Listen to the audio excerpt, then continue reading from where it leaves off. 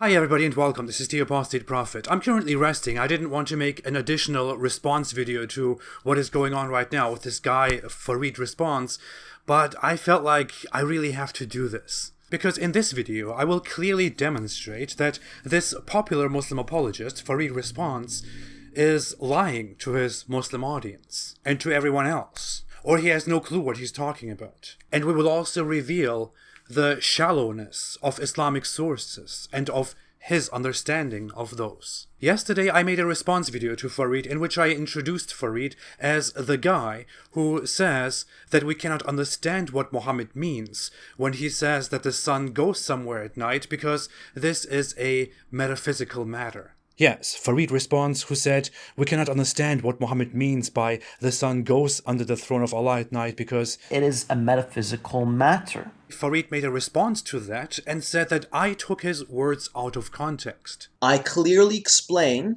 that the sun prostrating and the trees prostrating. Trees, do you see trees prostrating? That's a metaphysical matter. All right? It doesn't mean the sun grows arms and legs. Go watch my video fully, guys. Don't let this punk take 5 seconds out of context and claim that that's a refutation. Let's go through that. What I said in my video is, yes, Farid Responds, who said, we cannot understand what Muhammad means by the sun goes under the throne of Allah at night because it is a metaphysical matter. So what does Farid explain as metaphysical? The sun going somewhere at night. The sun goes under the throne of Allah at night. And what does Farid talk about in his response? The sun prostrating. That's a metaphysical matter. So what does he talk about? The prostration of the sun. The sun prostrating. That's a metaphysical matter. Did I talk about the prostration of the sun? No. I talked about Muhammad's words about the sun going under the throne of Allah at night. Because that's what my problem is with. Because that's also what Farid describes as metaphysical in his original video, which I referenced. Let's go back to that original video. Of course, this begs the question, how does the sun go under the throne? And the answer, as you can assume, is that it is a metaphysical matter. The throne is not observable, nor is the sun's prostration observable. So don't expect NASA, let alone Ridvan, to debunk this using science. And that is why in yesterday's video, I mocked him for explaining that away as metaphysical. The sun goes under the throne of Allah at night because it is a metaphysical matter. I don't care that the Quran says the sun prostrates to Allah. The Quran makes a lot of such stupid claims that are unfalsifiable. My problem is very clear. In the hadith, Muhammad asks if his fellow knows where the sun goes at the time of sunset. Muhammad then proceeds and describes that the sun goes, travels, swims, depending on hadith, under the throne of Allah where its setting place is. And there it prostrates to Allah.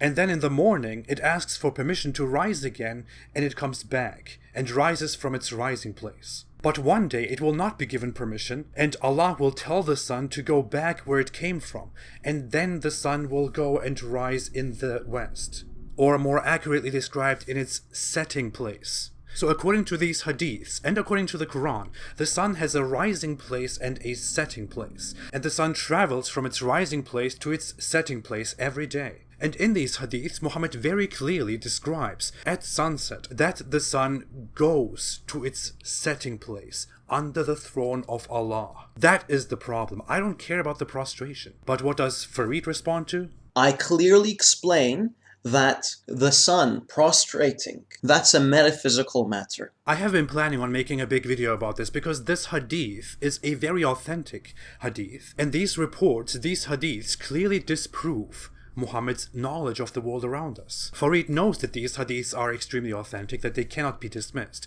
which is why his only explanation to something absurd within these hadiths is it is a metaphysical matter. Which is an insufficient, absurd explanation. Hey guys, sometimes I actually fly through the universe and explore different galaxies and planets and all that. Don't ask me how, it's metaphysical. Just believe, because I am the Prophet. You have to believe me. You have to obey me. You cannot doubt me. Dear Muslim followers of Farid, dear everybody else, Farid is lying to you, or he's spouting nonsense while insulting me, insulting others, calling me a puss because he can't offer anything knowledgeable in return.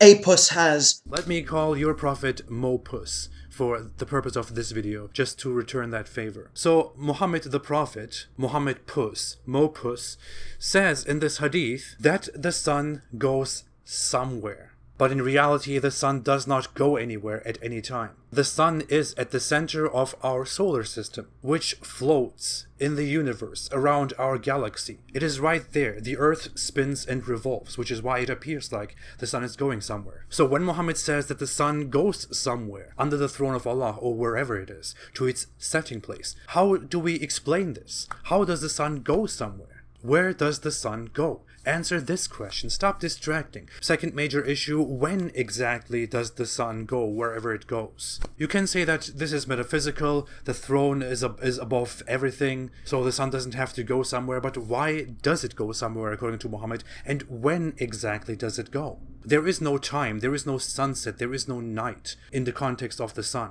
The sun is always there. There is no time that the sun actually goes somewhere and comes back. This hadith is clearly false. It clearly makes an absurd assertion that is demonstrably false, scientifically false, extremely ignorant, suitable to the 7th century Arabian knowledge of the cosmos. This is what you need to explain, Farid. But what do? You simply say, oh, it's a metaphysical matter.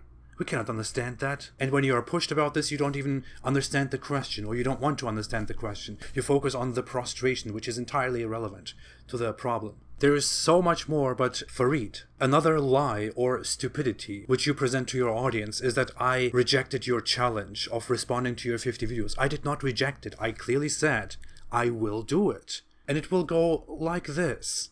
Maybe I will make a whole video in which I will respond to your videos, but I will do it. I had in mind, hey, I don't want to get into these fights, don't want to humiliate somebody and all that, but hey, with your conduct, with your personality, with the way you deal, I really wonder why I didn't do this before.